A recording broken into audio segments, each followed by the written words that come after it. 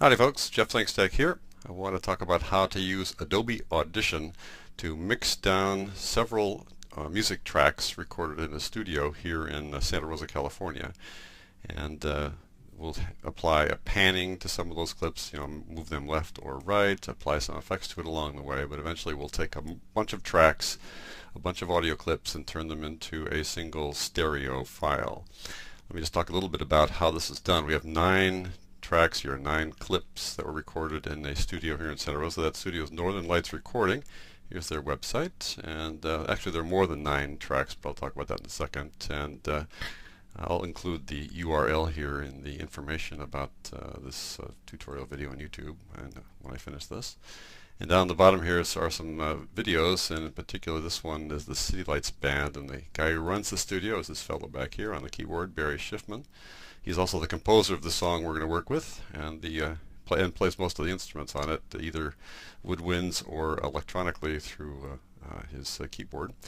And then off here is the lead singer on this particular piece, Loralee Christensen, so you'll get a chance to hear her in a moment. So Northern Lights Recording and Barry Schiffman and Loralee Christensen are the main featured folks here in this piece of music. And in the studio, Barry records multiple instruments, typically one instrument at a time, sometimes more than one if he has somebody filling in, like playing the guitar, for example, but he plays the woodwinds and does the synthesizers and does the drum kits and things like that. And so here's typically how a studio session might go. You might lay down the bass first, so here's the bass. Then you might lay down the drums at about the same time, and this is actually about 6 different drum tracks that I mixed together just to simplify things a little bit. So you have a separate track for the bass and the hi-hat cymbal and a regular cymbal and the snare drum and things like that. So they're all mixed together into one stereo track here.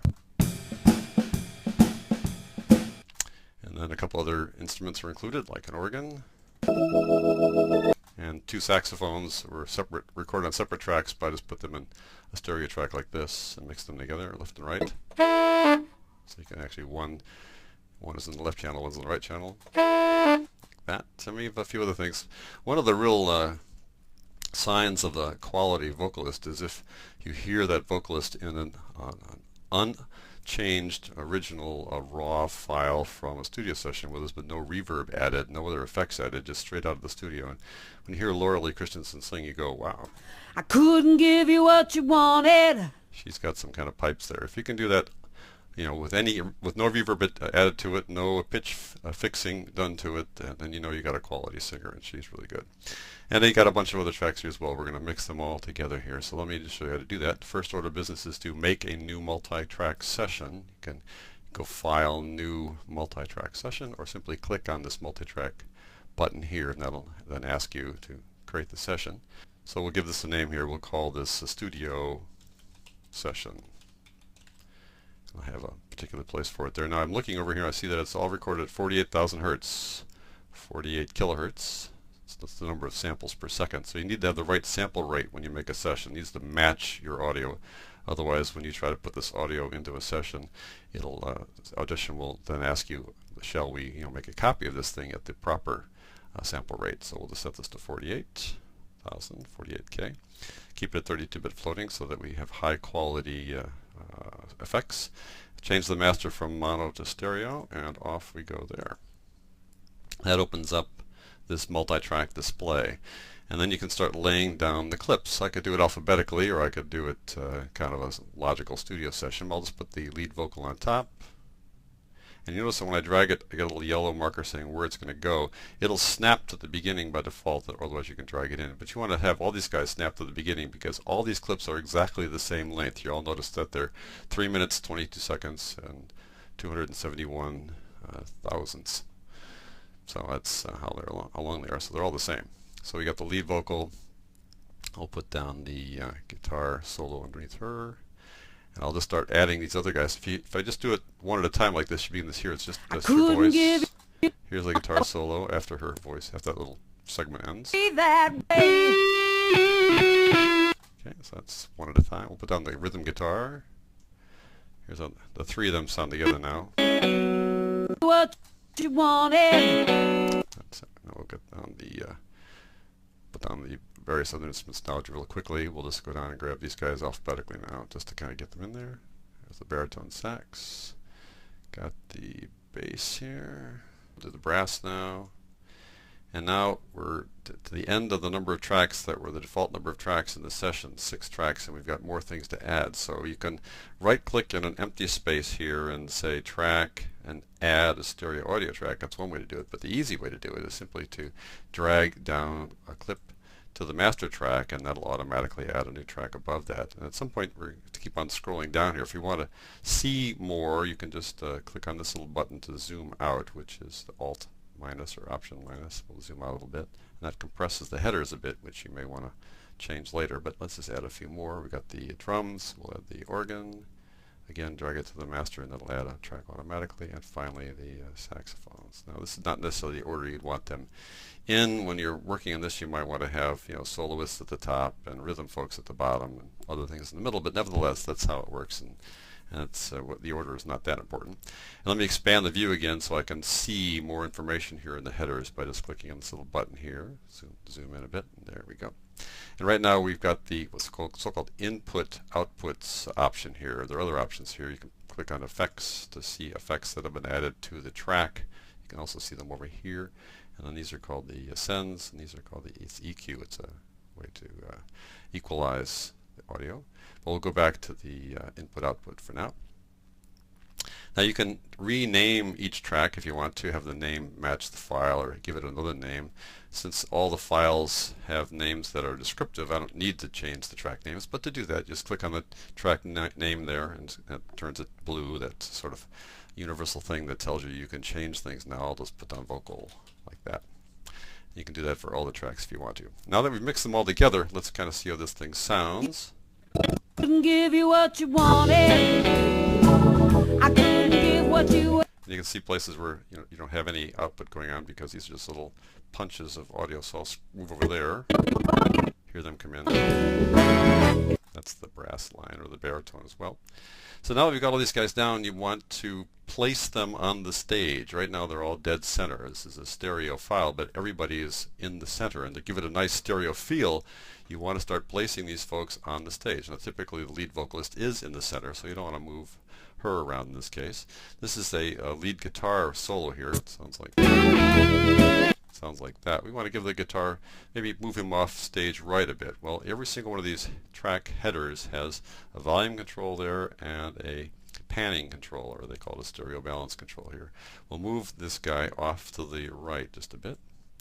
As I roll to the right, you see it has an R and then a number. So we'll put him, let's say R50, just to get him kind of off on the right side of the stage. And if I play this now, I'll solo this particular track by clicking S. You'll see the view meter tends to be higher on the right side. So he'll be a little bit right of center when you hear that particular solo in the mix. And now we've got the guitar, the rhythm guitar. Well, we can put the rhythm guitar a little bit stage left, so we'll just drag him over like left 50 or so. If I hear this rhythm guitar against the lead guitar, I'll just play those two guys by soloing both of them. A solo doesn't mean only one. You can just select any number of things and call them solo. Hear just those tracks. So let's hear how that sounds. So the rhythm guitar is a little bit left. You can see the view meter being a little bit left, and the solo guitar is a little bit right. You can see the view meter being a little bit higher on the right. I'll just do that again so you can check that out. Watch the view meters here. So you can see how that works. We've just positioned them a little bit off of center to give the stereo a nice width to it. And we can do that same kind of routine for all the rest of these guys. Since I want to have the brass section, the woodwind section, all in one place, I'm going to put them on one track. I'm going to send them to one track, a bus track it's called. So to do that, I'm going to right click down on an empty space here and go down track and add a stereo bus track. I'm going to name this one the brass section, even though it's brass. I'll call it brass woodwind. There we go. And now we'll send the brass and woodwind to that particular bus track, and then we'll pan that bus track off to one side so they all go to one place. It's a great way to apply, let's say, an effect or a pan or a volume control, although the volume control takes the mixer to really keyframe the volume control, but we'll stick with the panning right now inside the brass woodwind section, where we'll move them all to one spot. So here's the tenor sax, for example, and under this little arrow means output, this little arrow means input. So right now it's everything outputs to master. That means every one of these tracks is going to the master track down here on the bottom, and then that'll be the ultimate source for this particular mix. So let's have them go to this little bus on the way to the master, because its output is to the master as well. So we'll send the tenor sax down to the bus by clicking on the disclosure triangle next to the output and say bus, brass woodwind section, and we'll go to the other folks that are in the brass section, the brass woodwind section, have them also go there. And let's move a little bit. We got the brass stereo that's going there, and what else do we got? We have the baritone sax, send him to that little place as well. And I think that covers it. We got the baritone, the brass, and the tenor sax. They're now all sent down here. We're going to have them all panned off to the right, like the right-hand side of the stage. So now if I play this thing, all the brass instruments will be off to the right side of the stage. And let's see if I can find a spot where you can hear them all at once. What about that sounds like? So they'll be all on the right. If I look at the this little section here, we'll play that again. See how it's tending to the right. If you look at the view meter, it's tending to the right. You also notice that it got red there for a second. That's because these guys all panned off to the right are now a little bit too loud. So we can say, let's bring down that bus a little bit so it's not too loud. We don't want to, what's called, go beyond the peak level here and clip the audio. So I'll turn that down a little bit.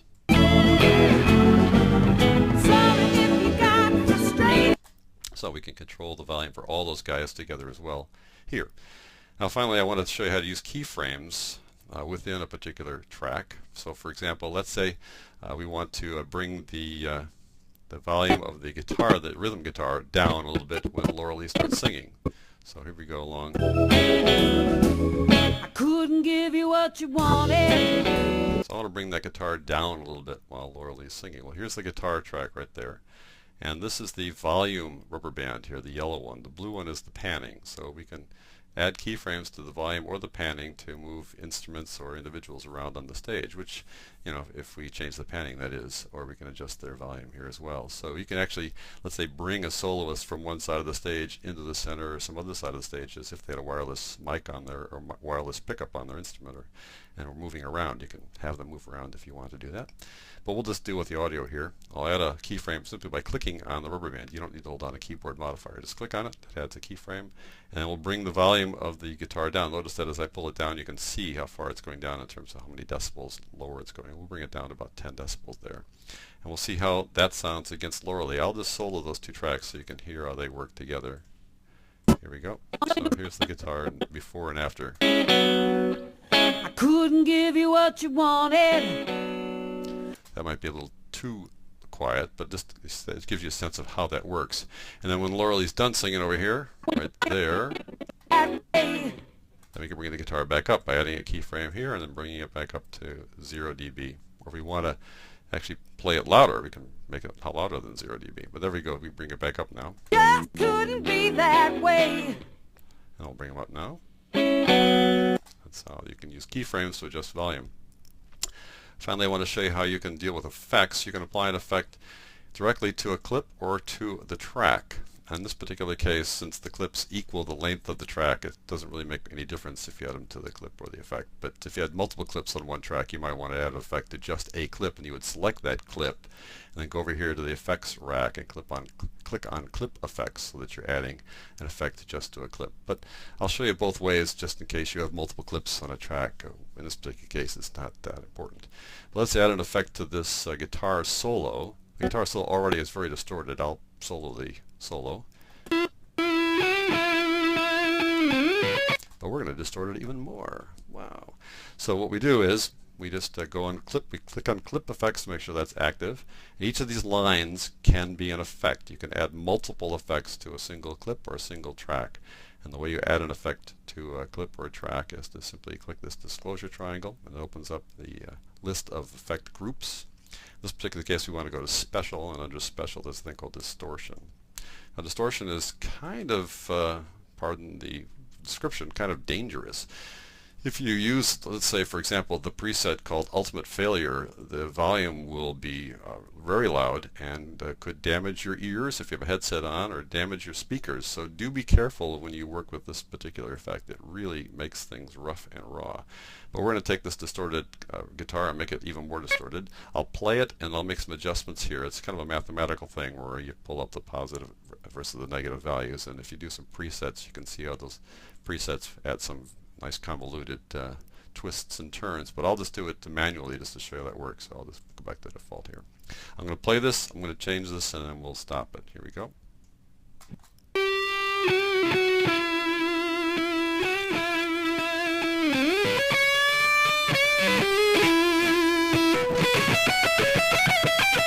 So there you go. We just distorted the distortion even more. And when you're done with an effect like that, you can just click the X to close it, and that effect will have been applied to the clip. Now I want to add an effect to a track, so I'll turn off the soloist guy and we'll go add an effect to the vocal, to Loralee. And we're going to do a couple things with Loralee. I'll do it on a track basis instead of a clip basis. So I'll have her track selected, or this clip selected in this track, and the track is active because it's a little lighter color. Click on Track Effects. So now any effect we add will be added to the entire track, no matter how many number of clips there are in it. We'll start by enhancing your vocal a little bit, something called Vocal Enhancer, oddly enough. Click on that, and we'll change the preset to female. And this little radio button, leave it at female as well. Now if I'll play it, and I'll turn this little button on and off. This little button either toggles the power state, they say. Basically it switches the effect on or off as we listen to it here. So I'll start with it on. Couldn't give what you were We solo her so you can hear it better. asking for. I couldn't give you what you wanted. So now I'll turn it off. I gave you all I could and then some more. So you might not hear that much difference depending on the quality of your internet connection and the YouTube video that you're watching, but there's it has just a little bit more punch to it, and also it's removed any kind of popped P's, which I presume she doesn't have actually, and any kind of sibilance as it's called, which she also probably doesn't have, but that's what the vocal enhancer would do. So in this particular case it just kind of gives her voice just a little bit more punch. So we'll just use that and apply that. When we apply it, it shows up here inside the effects rack. It also shows up here inside the track if you open up the effects view. So there it is right there. So this track effect listing here, and I can expand this view so you can see it, matches the effects rack over here, just so you know what's going on there. Let's add one more effect. You can have multiple effects on a track or a clip.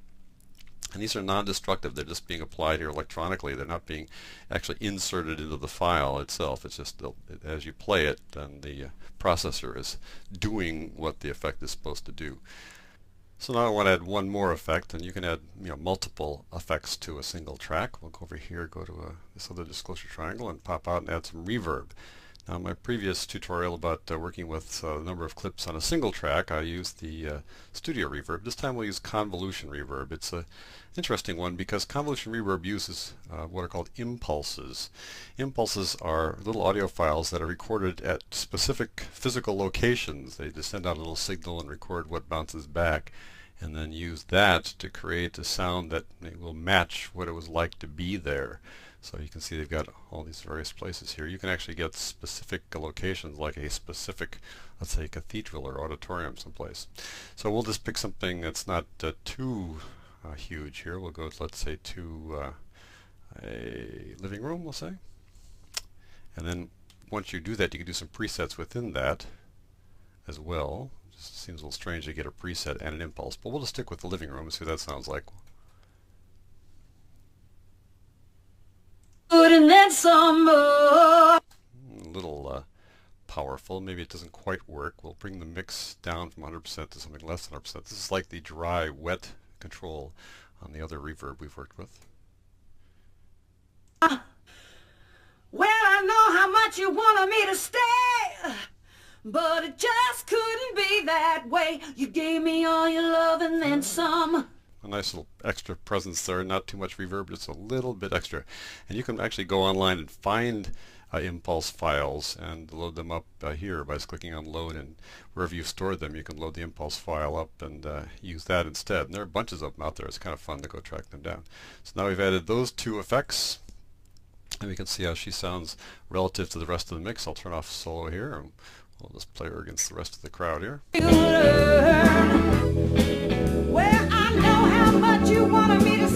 I'm thinking she could be just a little bit louder, so let me just bring her up a little bit here. This raises the volume for the entire track. But it just couldn't be that way. Very good. So now we could do some more work here about placing instruments and doing some more controls of volume levels with specific instruments to make sure the mix is a little bit better. But it's pretty good as it is, and so what I want to do now is mix it down. So to do that, we go to multitrack and mix down the new file.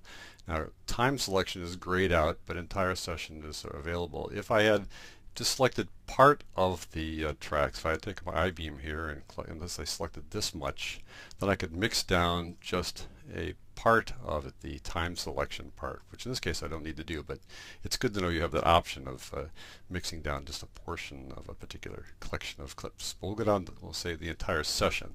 We click that, and that actually creates the mix down, a new audio file. Then that will appear inside the waveform editor and allow you to do even more edits if you want to trim it down or add more effects or reduce the volume or raise the volume or whatever. In this particular case, you'll notice that there's a few peaks to the audio levels that are actually clipped, that are right to the top here and therefore clipped off, which is going to create a little rough edge there. So if I were to really do this properly, I'd go back to the multitrack mix and make some more changes and just delete this particular file, which is right there. I just delete it and go back and do it again. But we'll just accept this right now. You can reduce the volume if you want to, like that overall, but you can see that there are some peaks that are a little too high there, but we'll just leave it as is for now. And once you do that, you can also do some trimming here if you want. The song ends here like this. Once it fades out, you can just select that and press delete to trim off the dead space at the end. At the beginning, same thing. Where do you want it to start? Right about there would be the place we would remove that, so we can trim it after we've made the mix down. And once we've done any additional work here, we just click on it to make sure it's active, and then go File Save or File Save As. We can save it as a file with under a different name than the current default name, which is the name of the session plus the word mix down. So that's basically the process for how you can then take a multi-track session and then mix it down to a stereo or monaural file and then save that file separate from the session. But there's one more thing that you want to do in this particular case. Let's go back to the multi-track session.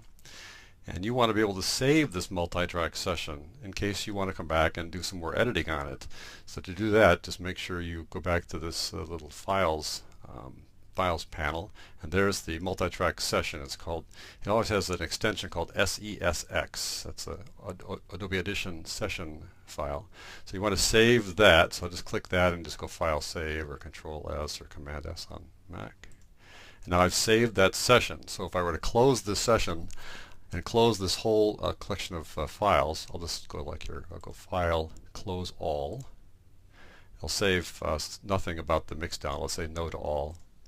If I go back and track down that mix down, then all I need to do is just double click on that SESX file, and it will open up with all those files ready to go and have them all placed here inside the multi-track session just where you left it off. So it's good to know that you can mix it down to a file, but you can always come back to the session and make further adjustments, because mixing it down does not in any way change the original session. You can always come back and make changes later.